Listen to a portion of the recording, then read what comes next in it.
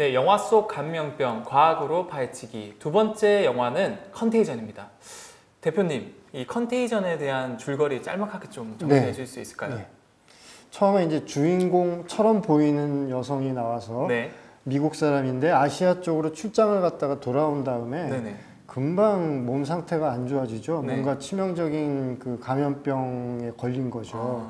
그래서 그로부터 시작해서 이 사람하고 접촉했던 사람들이 계속 같은 증세를 보이면서 바로 막 쓰러지거든요. 네네. 그래서 미국 이제 방역 당국에서 포착을 한 거죠. 이거 뭔가 치명적인 새로운 감염성 질환이 지금 퍼지고 있구나. 네네. 그랬는데 같은 가족 중에서는 또 분명히 그 가까이서 접촉을 했을 것 같은데 멀쩡한 사람도 있고 그러면서 도대체 이 감염병의 새로운 이 바이러스 네. 정체가 뭐고 성격은 뭔지 네. 뭐 확산율이라든가 치사율이 뭔지 이거를 현대 과학 기술로 쭉 이렇게 따라가는 그리고 다양한 그 과정에서 각자 자기가 맡은 분야에서 하는 일들을 어떻게 하는지 보여주고 또 개중에는 그걸 이용해서 자기의 어떤 부와 명예를 취하려고 하는 사람도 있고 또 그 과정에서 또 지켜야 될 보안이 뭐 흘러나가면서 뭔가 또 사회적인 방역 체계가 좀 이렇게 흐트러지는 다양한 모습들이 보이는데 한마디로 지금 우리가 코로나19 사태 때문에 겪고 있는 그 과정을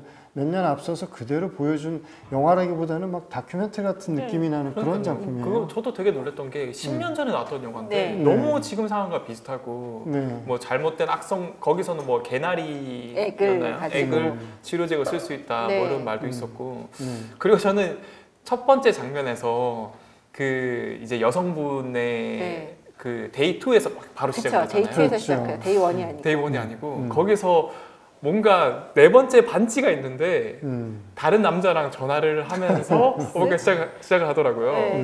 그래서 사실은 네. 그 왜 남편이 부인이 죽었다는 그 충격도 있지만 네. 부인이 사실은 바람 바람피웠다는 그래서 또 그 행위 때문에 네. 전혀 다른 두 도시에다가 질병을 퍼뜨린 장본인이 됐잖아요. 그래서 그거 보고 있으면서 네. 현실에서 사람들이 누구를 만나느냐가 사실은 이 감염병 확산에서 굉장히 중요한 역할을 하고 맞아요. 있구나를 봤었거든요. 그리고 요즘 또 이제 한국에서 역학조사를 하는데 보면 뭐 되게 그렇죠. 떳떳하지 못하신 분들이 계신 것 같아요. 계시더라고요. 개인 동선이 밝혀지면서 프라이버시 문제 이게 사실은 유럽 같은 나라들에서는 우리나라보다 훨씬 더 개인 정보에 대한 그 뭐 보호에 대한 개념이 많다 보니까 동선을 공개하고 이러는 거에 대해서 유럽 쪽은 정부에서 굉장히 조심스러워하는 게 있었죠. 네. 어떻게 보면 그런 것 때문에 유럽에서 더 치명률이라든가 감염이 더 많이 됐을 수도 있겠네요. 그 부분도 무시 못할 것 같아요. 사실 우리나라에는 그것뿐만 아니고 우리나라는 사실 네트워크 되게 잘 돼 있잖아요. 그렇죠. 제가 네. 굉장히 놀란 게 뭐냐면 제가 사는 지역에 처음에 이제 확진자가 나타났었다라는 얘기가 있었는데 당시에는 이제 초기라서 아직 동선을 공개하지 않는 시절이었거든요. 네네. 사람들이 답답하잖아요. 그렇죠. 근데 그거를 이미 다 알고 계신 거예요, 동선을.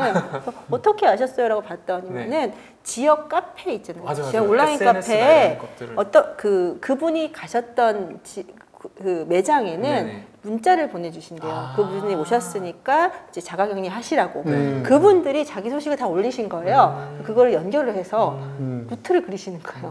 어떻게 보면 금방 알았거든요. 이 그 국민분들도 그렇고 정부에서도 그렇고 어떻게 보면은 메르스 때 저희가 한번 또 이제 백신을 맞았잖아요. 그런 사회적 경험을 토대로 더 대처를 잘하는 것 같고 그렇죠. 뭔가 배울 점이 많은 것 같아요, 한국이. 네.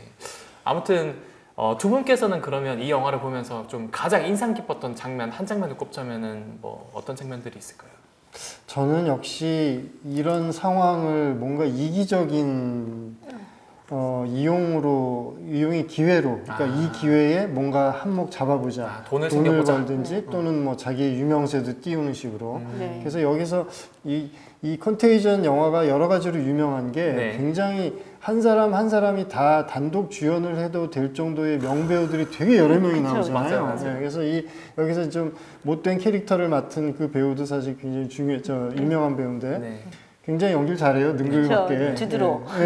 그래서 자기가 체포가 되었는데도 굉장히 죽지 않고 당당한 게 금방 보석금을 지불해가지고 풀려나가고 이런 걸 보면서 이게 참 자본주의 시장경제 사회에서 팬데믹이 일어날 경우에 글로벌 차원에서든 아니면 국가 차원에서든 이거는 어떻게 대응을 해야 되는지에 대해서도 굉장히 생각할 거리를 많이 던져주는 영화더라고요. 실제로 지금 현재 시국에서도 코로나19를 이용해서 되게 좀 잘못된 유사과학이라던가 이런 게 퍼져서 부당이익을 취득하는 분들도 많잖아요. 그렇죠.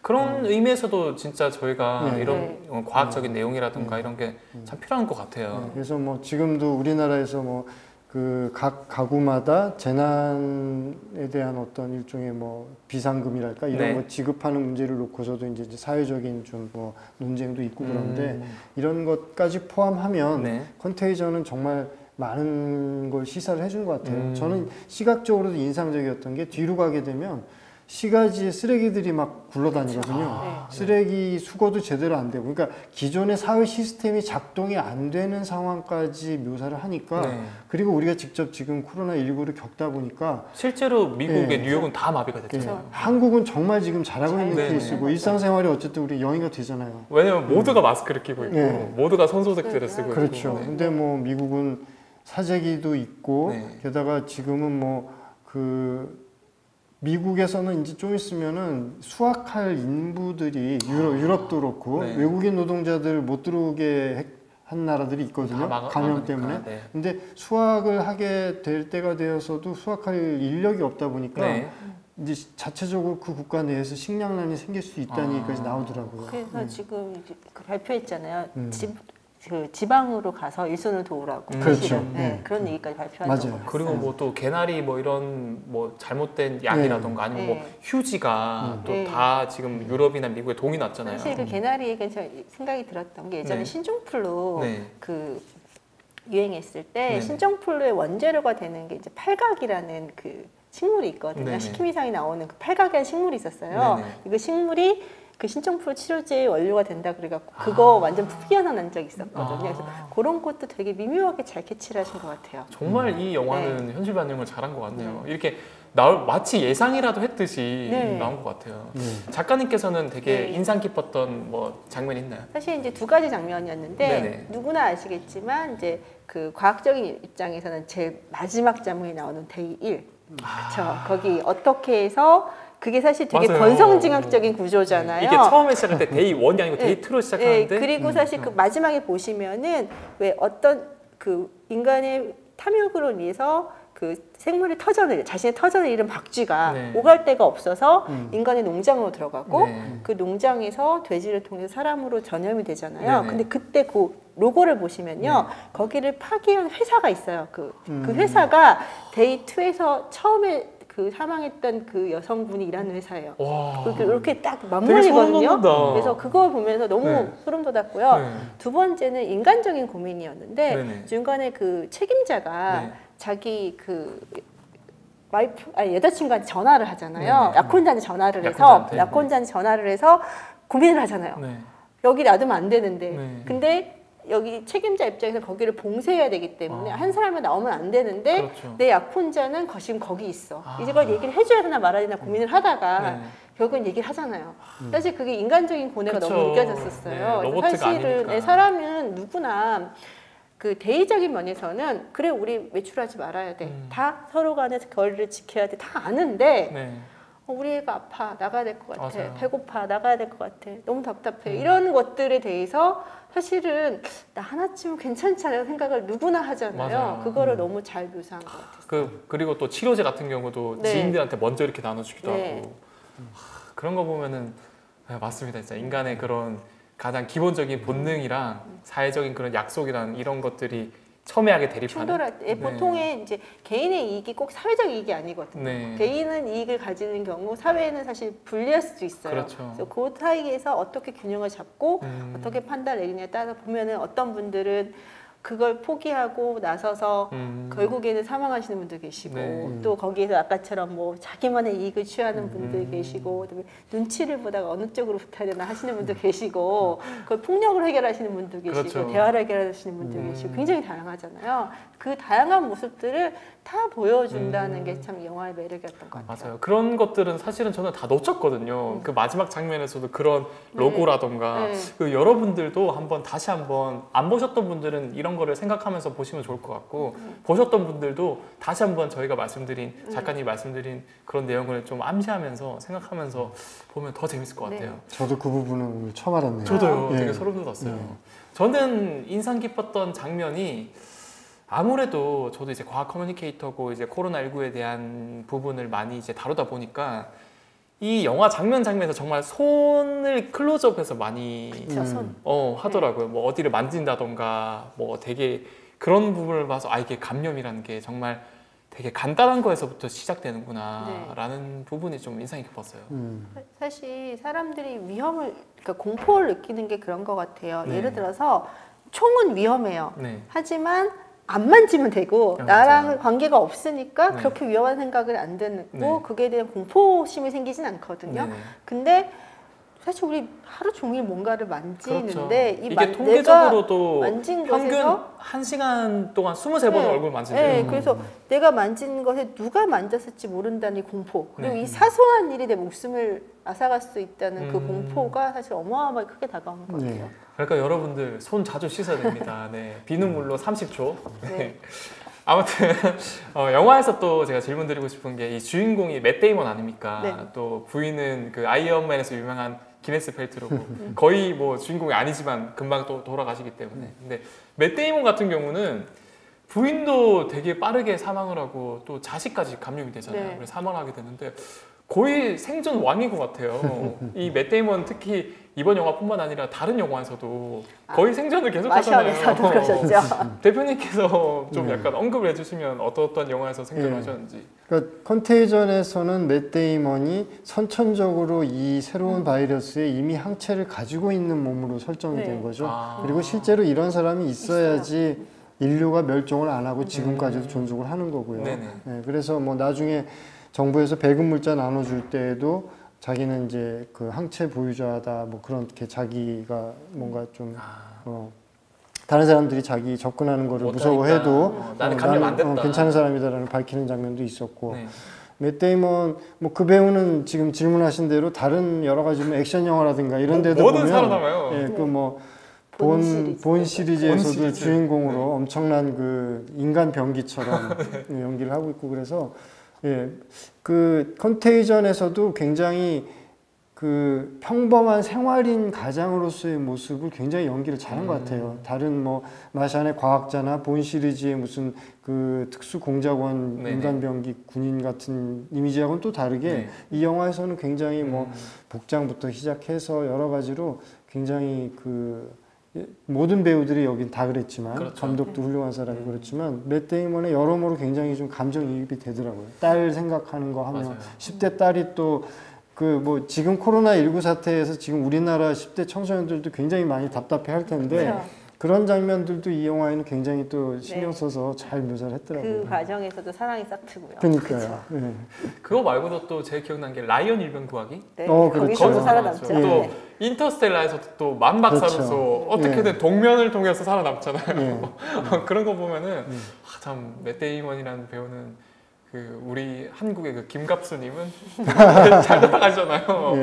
정반대구나라고 생각을 했고 좀 궁금한 게 현실에서도 이 감염이 됐는지 안 됐는지 모르는데 이제 퍼뜨리는 경우가 있잖아요. 그게 약간 맷 데이먼이랑 비슷한 경우인가요? 사실 맷 데이먼은 다른 사람을 감염시켰다는 얘기가 안 나오거든요. 그래서 무증상 감염자인 건지 아니면은 거기에 선천적 면역력을 획득한 사람인 건지 정확하게 나오지는 않아요. 그래서 중간에 그 얘기 나오잖아요. 한번 당신은 면역력이 있으니까 나가도 된다라고 했을 때 그럼 내 피 뽑아서 만들면 되지 않냐고 이게 아까 아웃브레이크에 나온 얘기랑 그대로 연결되는데 거기서 쿨하게 의사가 그러기엔 시간이 너무 많이 걸려요. 그리고 되돌아보내시거든요. 그래서 그거 보고 있으니까 이 영화가 얼마나 고증을 잘했는지도 되게 보이고요.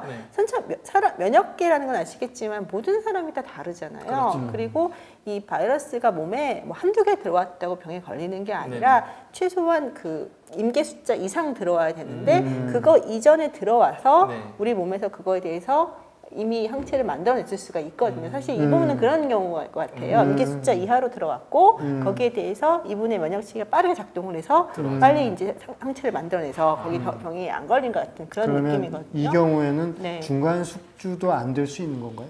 그러니까 이미 병에 걸렸다 나은 상태, 그러니까 면역력을 획득한 상태인 경우에는 바이러스가 몸에 없기 때문에 퍼지진 않는 거죠. 근데 무증상 전파자는 병에 걸려 있는 상태인데 그쵸. 본인이 느낄 만큼 그런 어떤 증상이 나타나지 않는 경우죠. 근데 실제로 그런 게 현실에서는 그런 무증상 감염자도 있다. 근데 사실 왜 감기에 걸려도 어떤 분들은 정말 끙끙 앓으시는데 맞아요. 어떤 분들은 그냥 뭐 기침 한두 번 하고 넘어가시는 분들 그렇죠. 계시잖아요. 그런 느낌인 것 같아요. 적절한 비유네요. 네.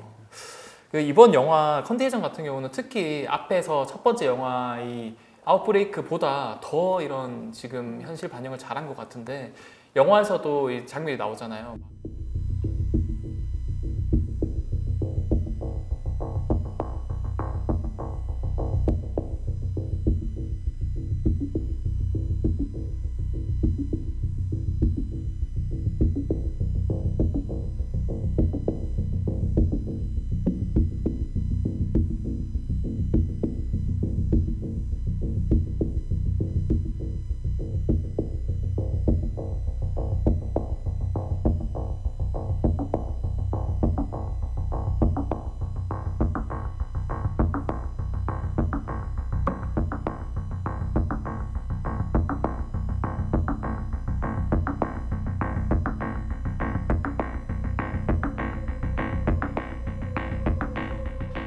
박쥐가 나와가지고 네. 뭐 분변이라든가 그 먹던 바나나였죠? 거를 먹던 거 떨어뜨렸죠. 네. 그 먹던 거에 바이러스가 좀 묻어 있었고 그걸 돼지가 먹었다가 그게 또 이제 사람한테 이제 감염이 돼지를 맨손으로 만지어서 요리를 하고 실제로 우한 지역에서도 이 그 야생 동물을 그냥 맨손으로 도축하는 과정에서도 뭐 나왔을 수 있을 거다라는 그런 얘기가 있었는데 실제 현실에서도 이런 동물이랑 사람 간의 뭐 바이러스라든가 균이 옮길 수 있나요?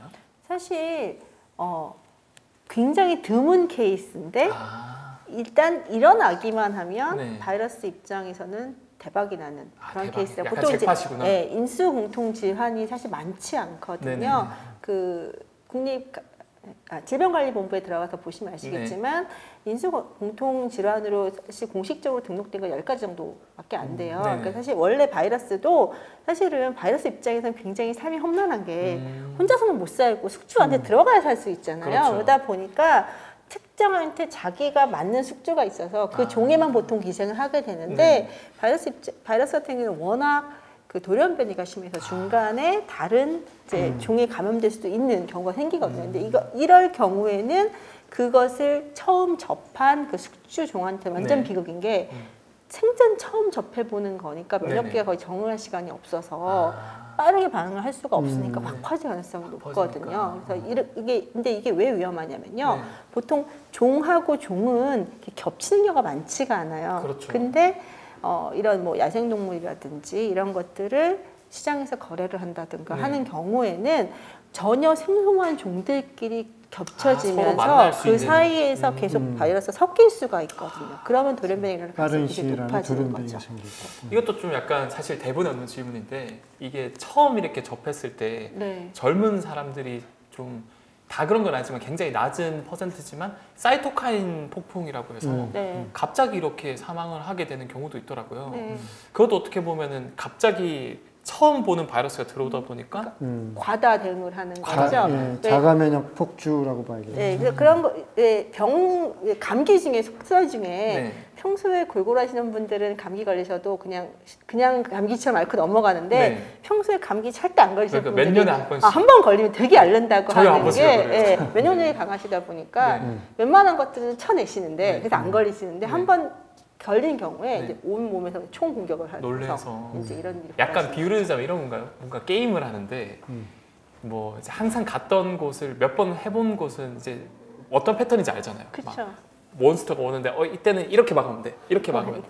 근데 클리어해서 새로운 보스 몬스터가 나는 처음 봐. 그러니까 너무 무서우니까 일단 다 써보는 거예요. 그렇죠. 그러다가 핵을 쓰는 거죠. 핵을 쓰기도 해서 자기도 공격되고 약간 그런 식으로 생각하면 되겠다.